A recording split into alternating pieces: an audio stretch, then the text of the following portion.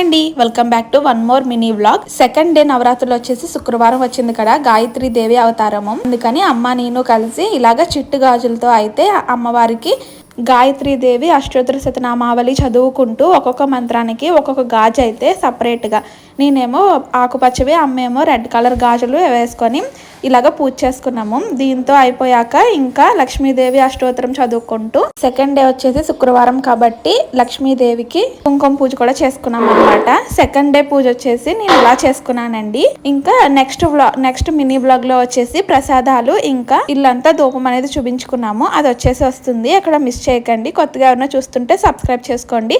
చూస్తున్నారా, మా దుర్గమ్మ కూడా మమ్మల్ని ఆశీర్వదించింది అనమాట. పువ్వు అయితే ఎలా పడిందో కూడా నాకు తెలీదు, ఇప్పుడు వీడియోలో చూస్తే అర్థమైంది. శుక్రవారం కదండి, ఇంకా మంచిగా తులసమ్మ దగ్గర కూడా ఇలాగ మంచిగా అలంకరించేసుకొని పసుపు కుంకాలన్నీ పెట్టేసుకొని పువ్వులతో అలంకరించి అమ్మ నేను కలిసి ఇలాగ పూజ అనేది కంప్లీట్ చేసుకున్నాం అనమాట.